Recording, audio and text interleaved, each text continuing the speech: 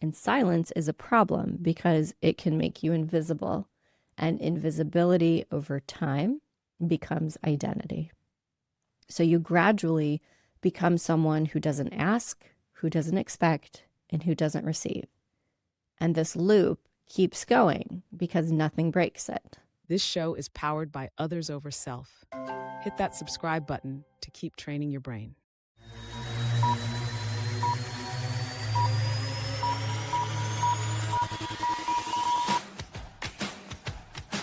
From Others Over Self, it's Hardcore and at Ease, a show about people who are keeping their edge without going over the edge.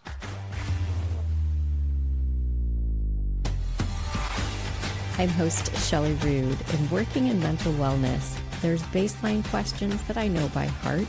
Are you showering? Are you eating? Are you sleeping?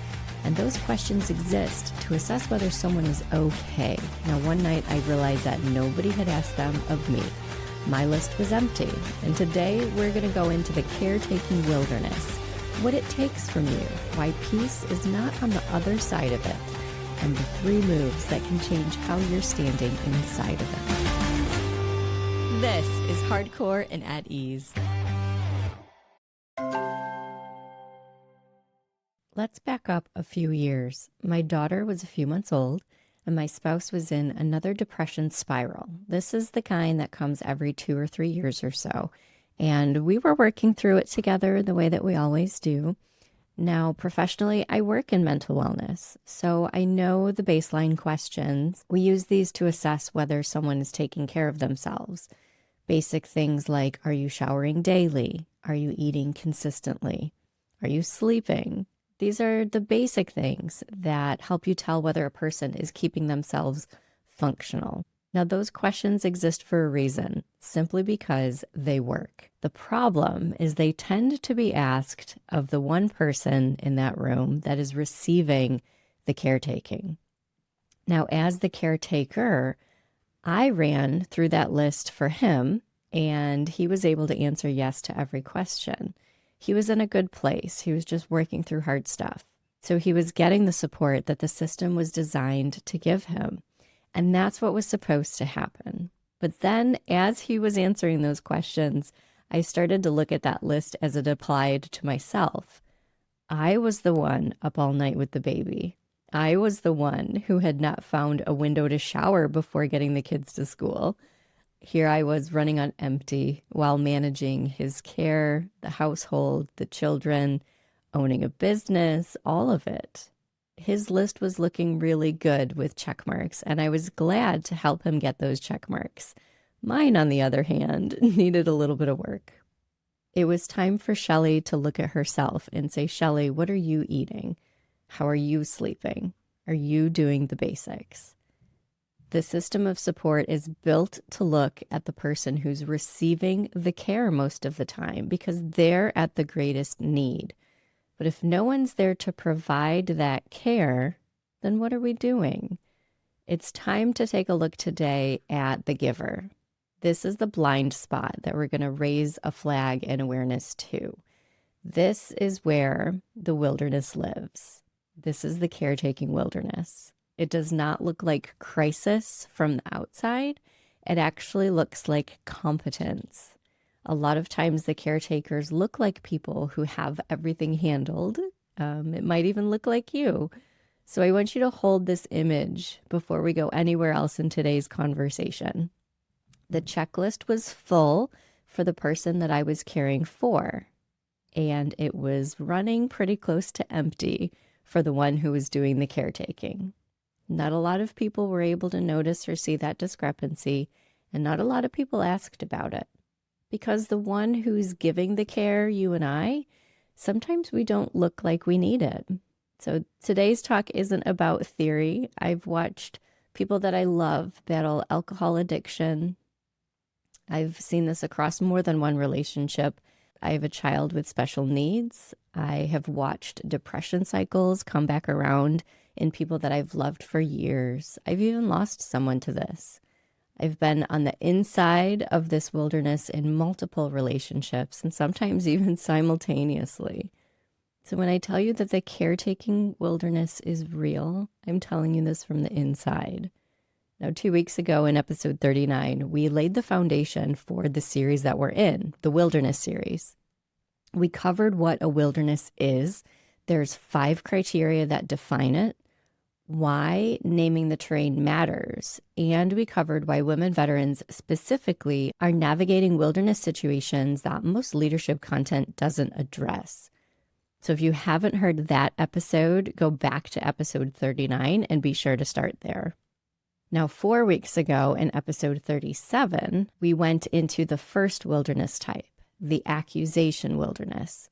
What happens when the institution becomes the threat, when you're required to keep performing for a system that quietly removes you from the outcome. So your homework after today's episode, if you haven't listened to episode 37, pop back over there and get a hold of what we call the accusation wilderness. Today's conversation is about the second wilderness type, the caretaking wilderness. Now, we're not picking these types at random. What we're doing is working through wilderness situations that women veterans specifically are living in most right now. These are the ones that have come up consistently in the conversations that we've been having for years. The stories that are being submitted, the community in general. These terrain types aren't theory. They're the ones that we know that women veterans are walking through. And that's why it's so important that we do take the time and attention to address each one at the deeper level. The caretaking wilderness does not come with a map. Most of us ended up here anyway. We kind of walked into it because we said yes to the relationship, yes to the child, yes to the parent, yes to the person who's in front of us that needs something. The wilderness isn't this feeling that we are trapped. The wilderness is the depth of what love requires. That's not on the brochure when we signed up for the relationship. People don't usually tell us that the season we're in has no finish line. And so by the end of today's episode, what you're going to be able to do is have a name for what you're living in. We're going to talk about 5 root pulls that will help you identify what we're feeling. And we're going to wrap up with 3 moves that you can make this week that will help change how you're standing in this situation. So let's go. Before we get into the root pulls, I would like to establish a mindset shift, because without it, everything is going to land the wrong way. A lot of what we're talking about today can be thought of as controversial or clinical. Now, the others over self mindset is not about depleting yourself for others. It's about leading from a full center outward, self first, and then over, what we have some control over, and then others. This 3-phase sequence of self over others, right? We're reverse engineering others over self. This is the structure that makes sustainable service possible. And the caretaking wilderness is one of the most common places where that sequence collapses, where other and overs tend to swallow self entirely. And the whole framework falls apart when we do that. So before we name the terrain, we're going to name the posture that we're in. Caretaking is not victimhood. It's a leadership assignment. It's a very hard leadership assignment, and it's often very thankless. Caretaking comes with terrain that nobody has mapped for us, and it's still a choice that we're making every day. And that means that you have agency here, even when it doesn't feel like it. Now, here's the reframe that I want us to sit with for just a minute. Welcome to the wilderness. Not welcome to your punishment, even though it feels that way a lot of times. Not welcome to the place that you ended up because you made a lot of wrong turns. It's a genuine welcome because you walked into this wilderness carrying things that matter to you, leading people that matter to you and that need you. And you do hold standards that a lot of people around you aren't holding. So give yourself permission to say that you didn't just wander into this situation. You walked in here with purpose, with love, and with commitment. And the peace that I know that you're seeking, that real grounded peace, it does not wait for you on the other side of this. Oftentimes we want so much for this just to be over so we can move on. It is possible to find that sense of peace because it lives right now in your tactical center. And your tactical center came with you into this terrain. So it is here right now. And that's what we're going to be orienting to today. We're not talking about how to escape the wilderness, but how to be at ease inside of it. Now let's go through the framework for why this qualifies as wilderness, because naming it precisely is the first move that's going to help us heal through this.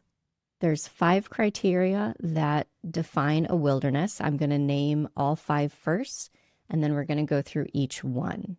No map, no training manual, the double bind, the worth collapse, and moral dissonance.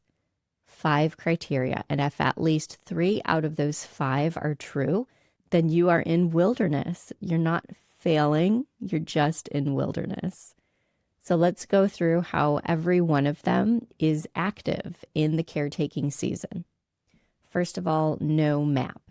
There is no roadmap for watching someone that you love battle addiction. There's a lot of books out there, but there's no manual for caring for a parent whose mind is leaving their body, whose mind is leaving before their body does. There is no training that can fully prepare you to become an expert on a subject that you never wanted to study because someone that you love needs you to. And you didn't do anything to deserve being in the caretaking wilderness. You're just in territory that nobody's really chartered. And when the terrain has no name, when there's no map, it can feel like it owns you. So step 1 is to name it. And when we name it, that doesn't mean that we're choosing to be here. It just means that we're accepting the position that we're in to move through it. The second criteria of wilderness is no training manual.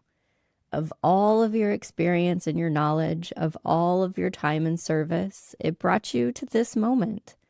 And then this terrain has shifted.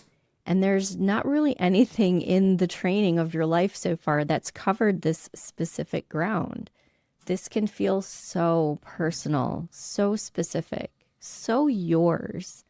And the clinical world has names for what you're living: caretaker fatigue, compassion exhaustion. But knowing the name is not the same as having the manual. You are building the plane while you fly it. And every decision that you make in this terrain, you're making it without the preparation that the situation requires. So we're going to seek counsel, and then we're going to own our decision. So the third marker here to recognize that we are in the caretaking wilderness is called the double bind. This is the feeling that I am in a rock and a hard place. When you step back from the caregiving, things tend to fall apart without you. If you keep going at this pace, you're the one that's going to be falling apart. Caretaking options tend to cost something no matter which way you choose. There's not really a clean exit. And so if you're feeling right now like every choice in front of you has a price attached to it, then that's the double bind that you're feeling. Sometimes as the person who's always been able to find a way through, we can start to wonder if maybe I'm the problem. And I want you to hear this from me today. You, my caretaking friend, are not the problem. You are somebody worth protecting. And accepting the fact that you're in the double bind instead of fighting it, really accepting this moment is what's going to allow us to draw that line really clearly. Now, the fourth marker of being in the wilderness is the collapse of our worth, the worth collapse, when nobody around us is measuring what we're contributing. There's no performance review that the person receiving care is going to be able to give you. There's no promotions here, and oftentimes there's no recognition here. The work tends to be invisible until we stop doing it. So it can feel like all of the excellent work and the effort that we're making is producing nothing. And that's the caution that we want to be thinking about when we feel like our effort is going in and nothing is coming back.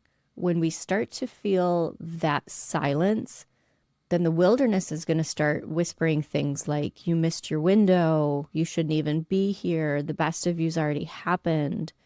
And so just be cautious of these little lies that are starting to come in, because your internal value is not determined by what this season is returning to. Now, the fifth marker of knowing that we're in wilderness is moral dissonance. The conflict of feeling that we love this person and this is so hard. This moral dissonance is what makes this particular caretaking wilderness not just a hard season, but true wilderness. Because you want both of you to make it. And the gap between the person that you love and what this season is requiring of you, it can create an internal dissonance or a gap that is genuinely destabilizing. It doesn't just hurt, it can make you question your very foundation of who you are and what you stand for.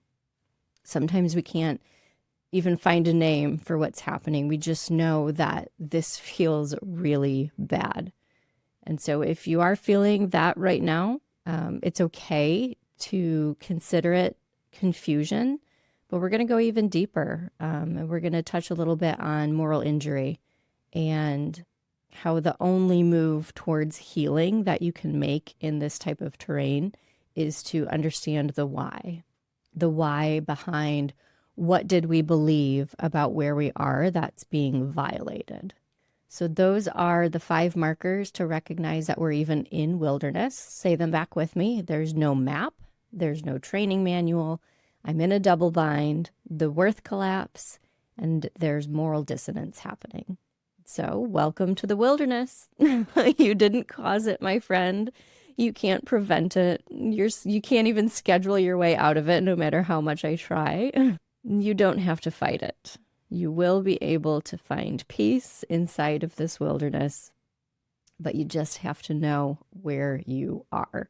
So that is the whole shift. That's the mental shift that we're going to start with today.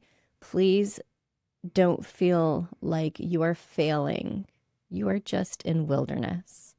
And that still puts failure in the room. Yep, it's still there. But this is just to simply say welcome to you. This is terrain, and caretaking terrain can be navigated. So now that we understand where our mind should be, let's talk about 5 root pulls that make this feel really hard. When my daughter was learning to walk, everything tripped her. Herself, the grass, a seam in the sidewalk, her own shoes. I mean, she had a direction that she wanted to go, whether it was toward the dog or the snack, whatever was most interesting. And the world kept reaching up and grabbing her feet before she could get there.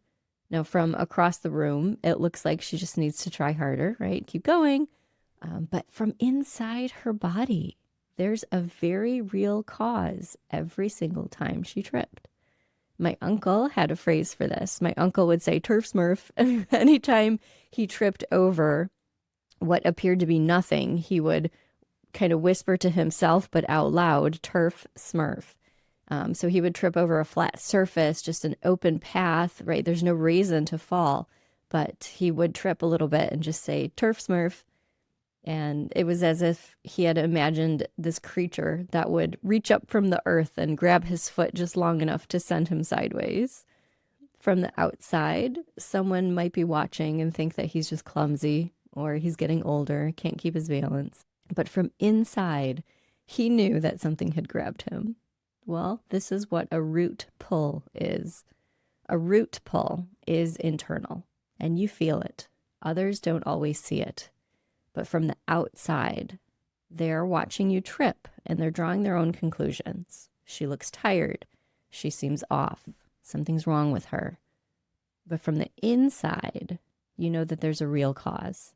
Something in the terrain is reaching up and gripping the root system that we have spent years building, and it's pulling in the opposite direction. It's not pulling hard enough to uproot us. We don't just jump out of the ground and fall over, but it pulls steady enough so that we have to consistently brace against it without even knowing exactly what we're bracing against. I know that you've felt this. This is the low-grade exhaustion that's not about sleep. This is about irritability that doesn't match the size of the moment. The question that surfaces when the house is finally quiet: what is it about this situation that is making today so hard? Not just every day, because every day as a caretaker is a little bit different.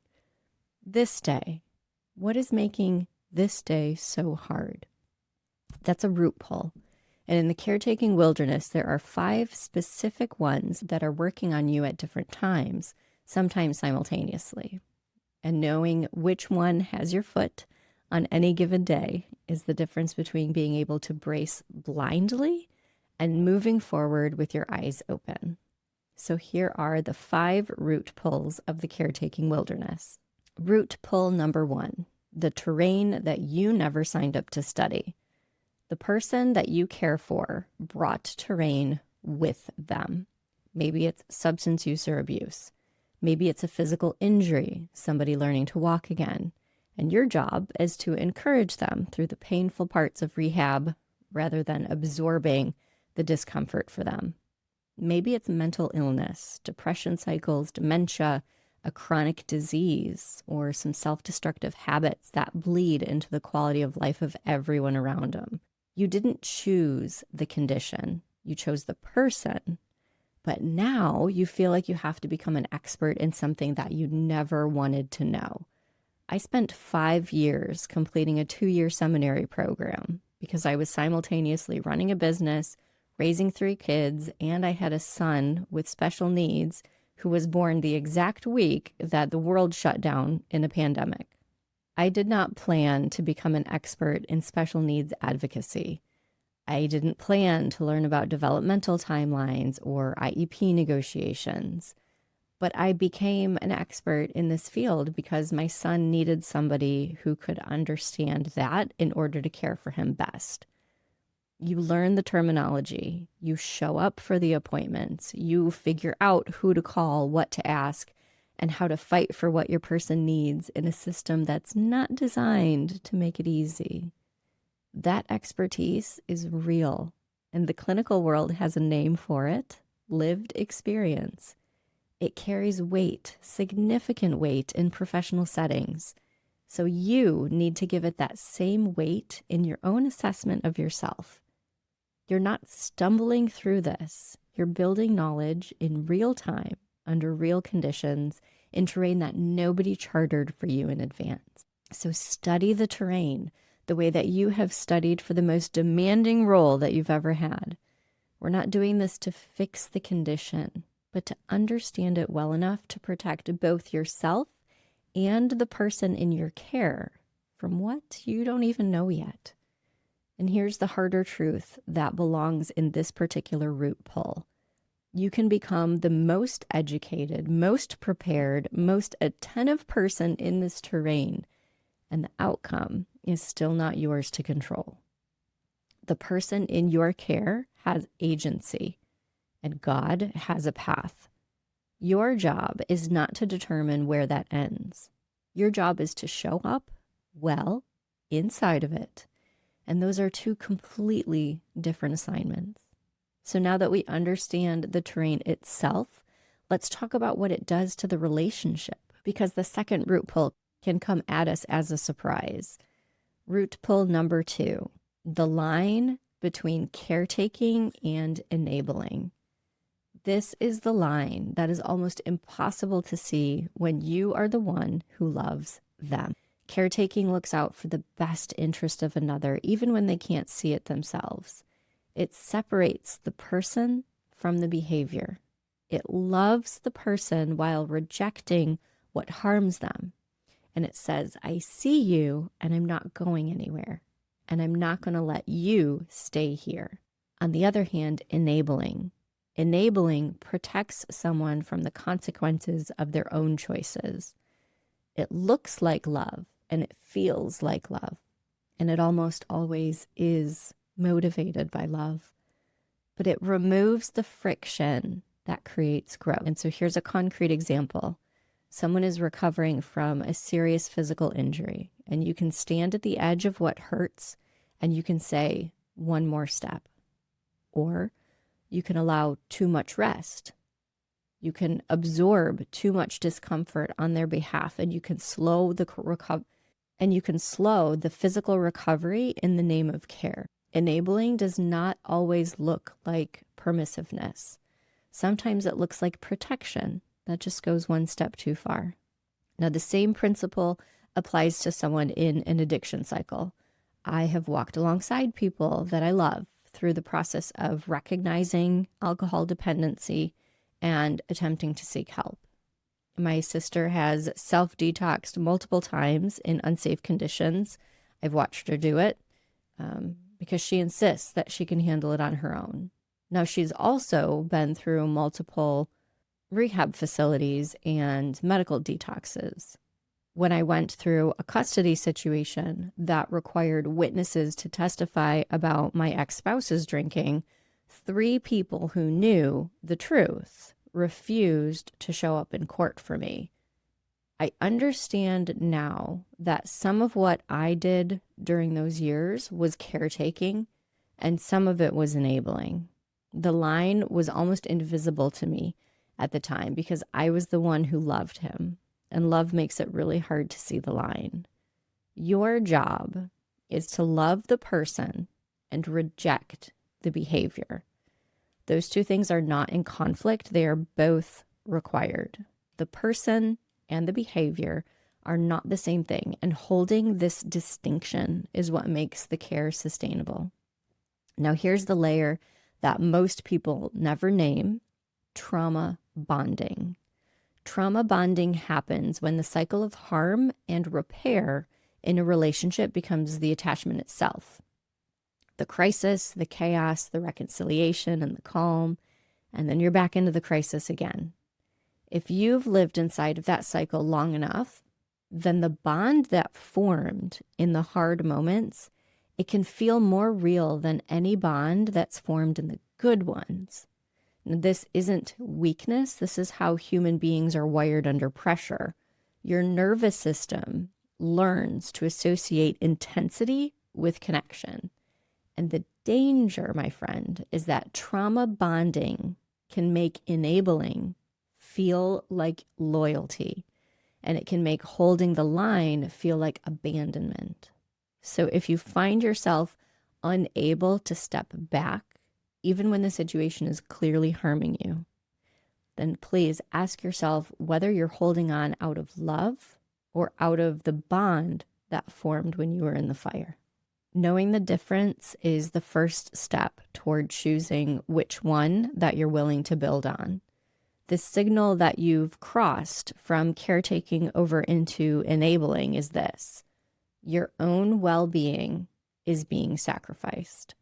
You have a right to stand up for your own health and your own safety, and it's not selfish. That is what makes the care sustainable.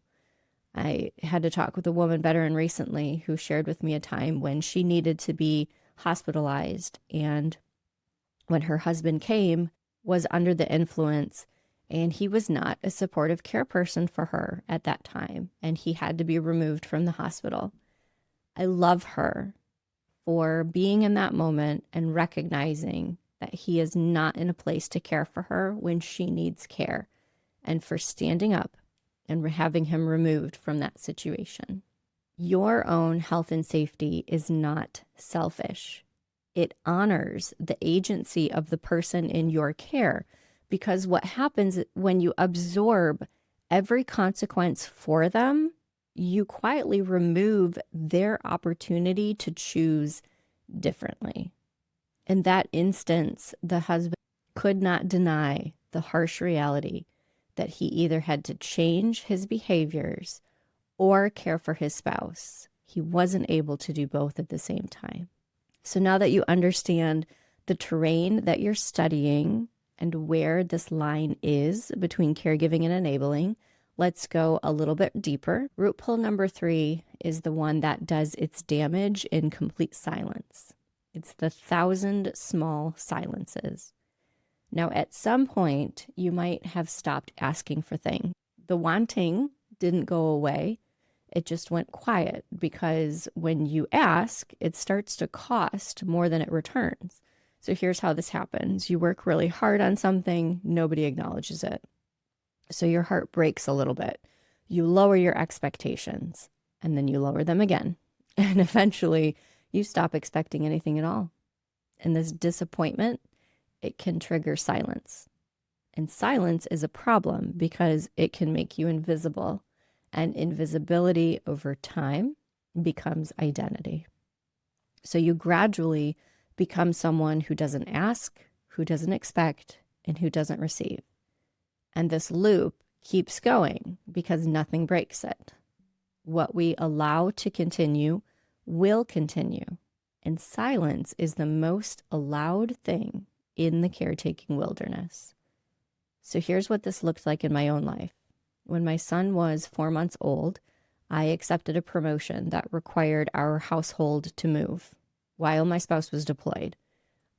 Functionally, I was a single parent executing this move alone, 4 months postpartum, and the things that I needed, help, acknowledgement, relief, someone to notice what I was managing, mostly it did not come. So I just stopped asking for that acknowledgement. I told myself that I was strong enough not to need that. But what I was really doing was training myself out of the expectation of what I deserved. So think about the woman who organized the kayaking event that we talked about earlier in this series. She planned a lot of it. She set up the lunch. She made sure everyone had what they needed, but she never actually said out loud, I want to be on the water too. That small desire, it stayed quiet and it turned into a big regret. And that regret became resentment. And not one person around her knew that any of it was happening. You have to keep speaking your desires out loud. This isn't complaining. We don't do this to try to fix them, and we don't do this to even make a plan. We just want to keep them alive. I want to go to that conference. Say it. I want time to work on what I'm building. I want to be seen as the person who keeps everything running. Say it out loud to yourself first. You don't even have to have an audience. When you're ready, you can say these things to a trusted person, but just say it. Because every time you swallow a desire to keep the peace, you train yourself to need less.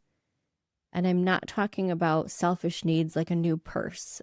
I'm talking about human needs of stability and safety. A woman who has trained herself to need less is a woman who's already started to disappear. I don't want you to disappear, my gracious friend. I see you. Now, root pull number 3, it works slowly and it works invisibly. So once you name it, you can interrupt it. And this interruption, it can be simpler than you think. It's just speaking. It's just saying, I would really like a good meal this afternoon. So now that we've named the silence, we're ready for the root pull that comes after the silence has been running for too long. Root pull number 4 is the thankless math. This one, nobody prepares you for. They call it humbleness. The person receiving care often will not recognize what you are doing. They may never say thank you. They may not even be capable of returning what you give. And in some cases, the very condition that requires the care is the same condition that prevents. So let me give you a picture that still lives in my body. It's 3 a.m. and my daughter needs to be fed. So I'm up, the house is completely quiet, my 2 boys are asleep, my spouse is asleep, he got what he needed that night, and here I am sitting in the dark, alone with a baby, in a house that's full of people, and there's not one person in the building who's awake to see it. This can feel like caregiver resentment. This uneasy, unsettled feeling deep in your heart saying, why am I the one doing this right now? It shouldn't be me. It should be fill in the name with, because you already know that name and jumped right to the front of your head. Caregiver resentment doesn't always feel like a dramatic moment. It can come in the quiet of a house that's resting when you are not. It's the contrast between what everyone else got that night and what you got. The specific loneliness of being completely unseen inside your own home.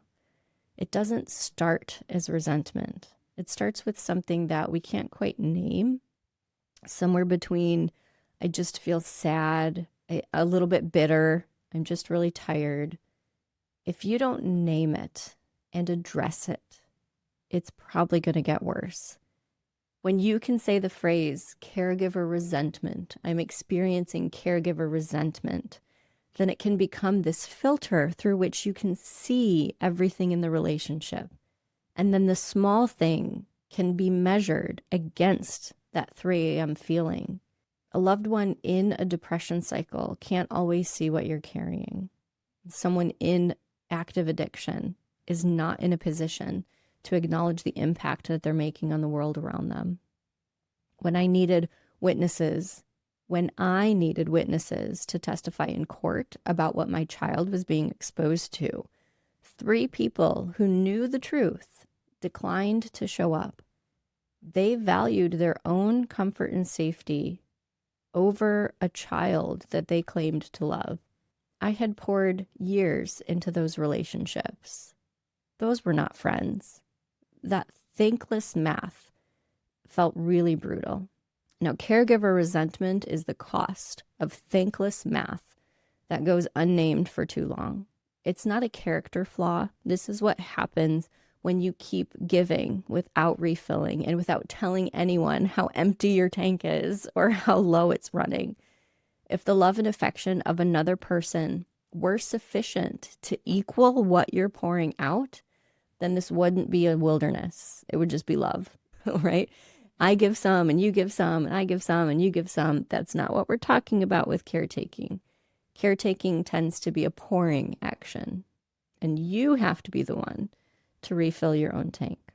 You have to find a higher reason to provide the care. You have to find something bigger than the relationship, something that holds when the gratitude does not come and the season has no end date in sight. I know what it is to grieve a person while they're still alive, to watch someone that you love make choices that cost them everything, and to show up again and again, day after day, encouraging, but not really knowing. You can't make that choice for them. That sentence is this is both the hardest and the most freeing thing in this entire episode. You, my caretaker friend, are not responsible for the outcome. You are responsible for showing up well. Now, what they do with that showing up belongs to them and to God. Name your higher reason, write it down, and let's be sure to return to it when we feel that thankless math start to win. Now that we have been through the terrain, the line between caring and enabling, the silence, and the thankless math, we are going to come to a root pull that this audience can feel most personally, because it involves the one person that you believed might never be the source of it. Root pull number 5 is caretaking for the leader. This is the root pull that hits differently for this audience. For people like us who were built to be led well and to choose our leaders, we give our trust to people who we believe have sure footing, a partner, a mentor, someone whose stability matched your own. You built your footing. You may have even built your own footing partly on theirs. And then that ground gets cracked. I know a woman veteran who spent 2 years as the primary person caring for an aging parent with dementia. Now, that parent had been verbally abusive for most of her life. He was supposed to be the leader of the family, and he was not. And now that he had dementia, her sibling said that it was too emotionally difficult to visit. So this dear woman veteran went every week. She sat with a person who still said cruel things, partially out of the disease and partially out of decades of habit. And she showed up. She showed up because she was the one who would.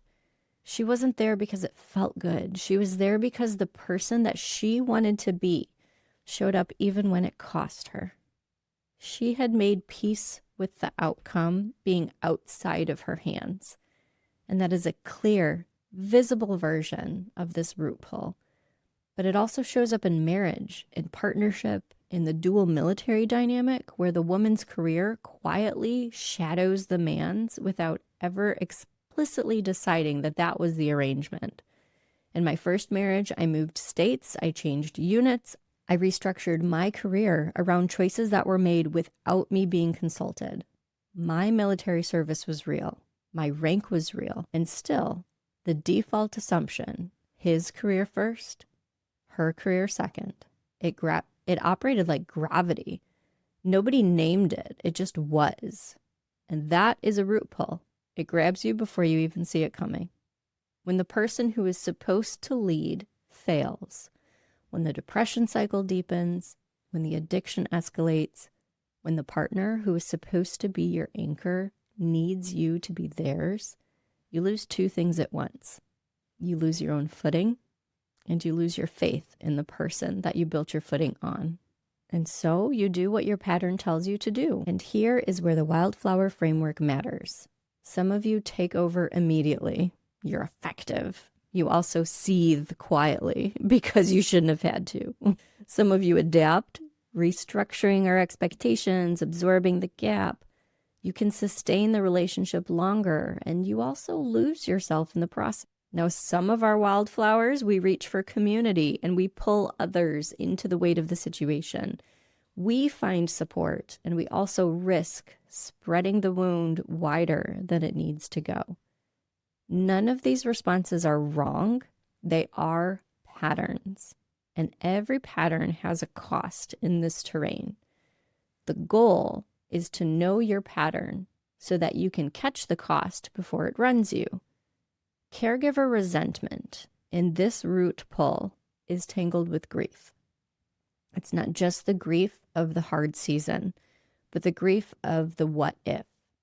What if the ground had been as solid as it looked when you chose to build on it?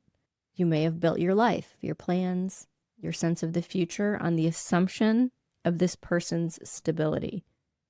And when that stability fractured, you lost two things at once. You lost the footing, and you lost the future that you thought you were building toward.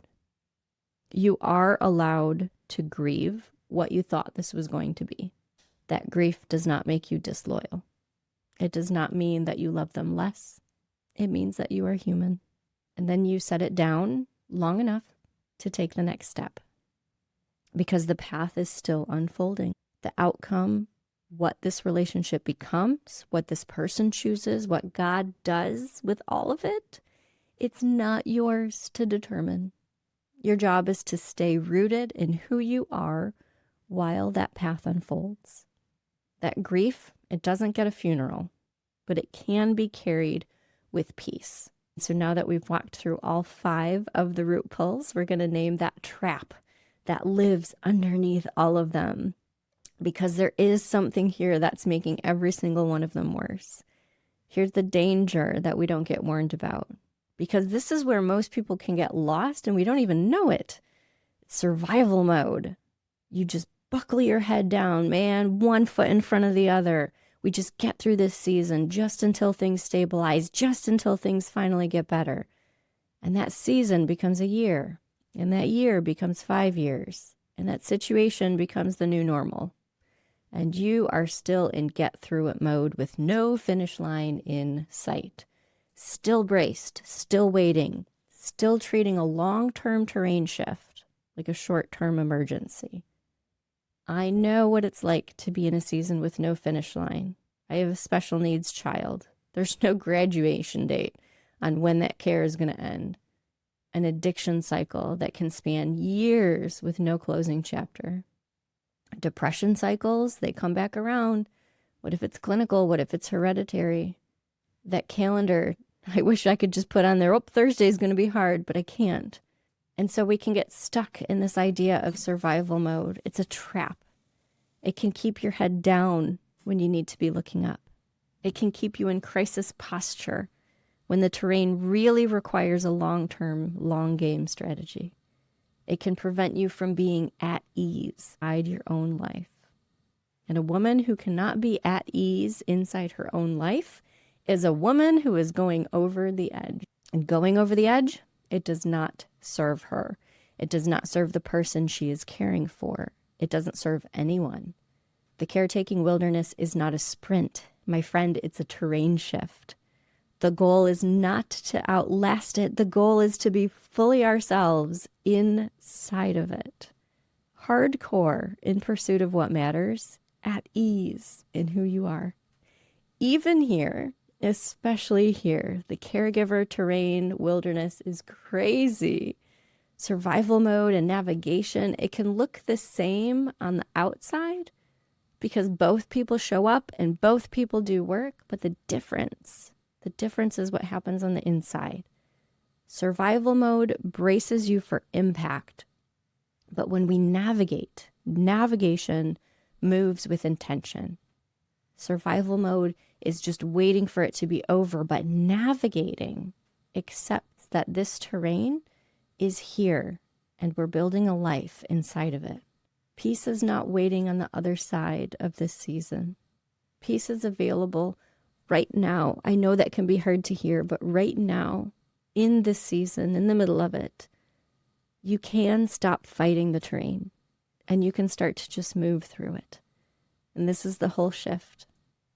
So now that we've named that trap, the question becomes, what do you anchor? What do you anchor to when everything around you feels unpredictable? And that's what this last section is about.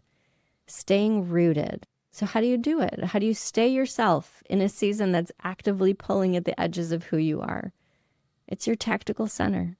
Your tactical center is your core self. It's your values, your foundational principles. It's the things that guide your decisions, even when the environment is pushing hard in the wrong direction. It's not the version of yourself that's been shaped by the chaos around you, pulled along by someone else's destructive path. That's not you.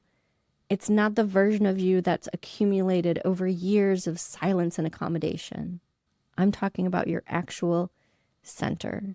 When we look at the Hardcore and Addie's framework, we use target as a symbol, and the very T in the middle of that bullseye is our tactical center. And in this wilderness, it's the only stable ground that you have, because everything else outside of you is completely unpredictable. The condition, the behavior, the gratitude that might never come, the person who may or may not choose tomorrow differently. You cannot build any of your footing on any of that, but you can build it on who you are, what you believe, what you are willing to stand for, even when it costs you. Now, every flower has terrain where she needs to adjust or lean into the other flowers who know how to move through things that she does not. You don't always make the best decision in this terrain. Nobody does. And there's power in making the best decision available at the time with the information that you have. It's not failure. This is how wilderness navigation works. So your next right step is yours alone to take, and that's enough. And now that you know what those root pulls are and what the trap is and what we need to anchor to, here's 3 specific moves that you can do this week. The first move is to name the qualifier.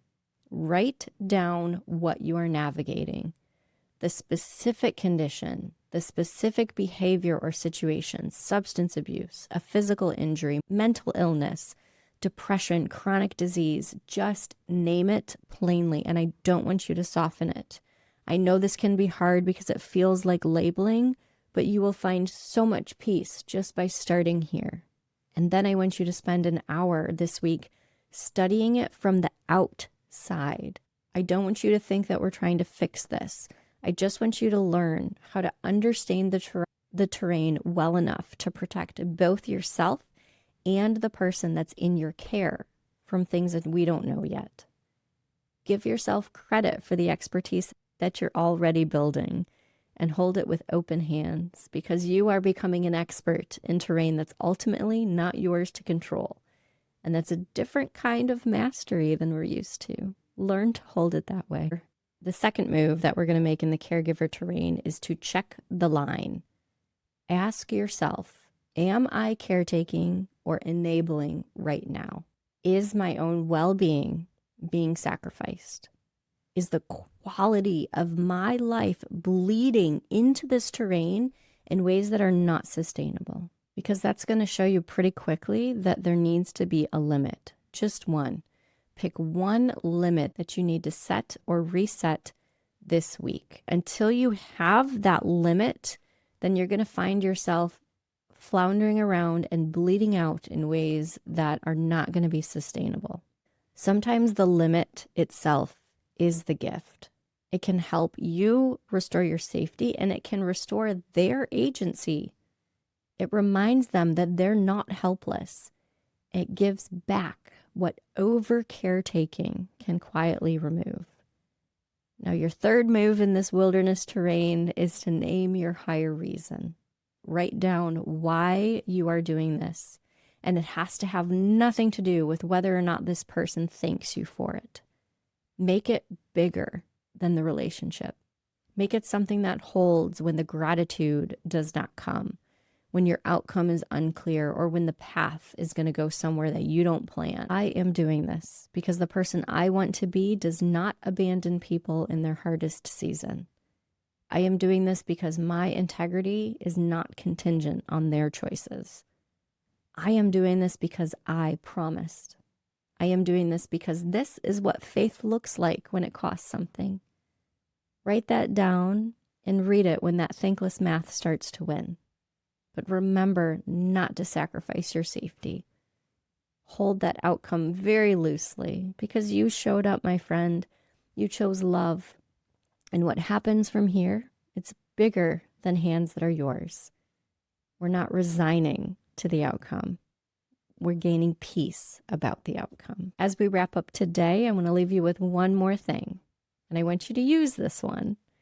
The next time someone asks you how you're doing, a friend or a colleague, just anyone, church, school, grocery store, and you don't have words for what's happening, just try this. Say, I'm good, just a few turf smurfs today. And they're going to look at you pretty sideways. And you can choose in that moment whether or not you want to explain what that means. But you'll know. Inside your heart, you'll know. Something in the terrain today is pulling at your roots. It's not your fault. It's not invisible. Man, you're tripping over it. You are navigating a wilderness that most people around you cannot see. Own that turf smurf, name that root pull, and keep moving. The caretaking wilderness is one of the most common wilderness seasons that we see in this community. And it's one of the most misunderstood, because from the outside, it looks like love. It looks noble. It looks like this is just what good people do. And it is all of those things. But it's also terrain. And terrain requires navigation, not endurance, not survival, not just gritting your teeth until it ends. You didn't wander in here. You walked in here carrying things that matter, leading somebody who needs you, and holding a standard that maybe the people around you can't really hold. Your tactical center, it's right here with you. Peace came in here with you. It's been here the whole time, and it's available to you right now in this season, in this exact moment. Welcome to the wilderness, my friend. This is not a fight. This is terrain, and you know how to move. Thank you so much for your time with me today. I'm host Shelly Rood. I'm with you every Tuesday with lessons on life, because we want you to keep your edge without going over it. This is Hardcore and at Ease. And if today's episode landed for you, share it with one person who's in the caretaking wilderness right now. The full written of everything that we covered today is in a post at shellyrood.substack.com. And the Wildflower Personality Assessment, that one is also ready for you at othersoverself.shop. If you are a woman veteran, I encourage you to take the Wildflower Assessment so that you can know your pattern, know how you move through terrain like this, and know what you need. I will be back with you next Tuesday, as usual. Have a great week. And until then, stay hardcore, be at ease, and trust the process. You're listening to Hardcore and at Ease. Keep the conversation going at join.othersoverself.com.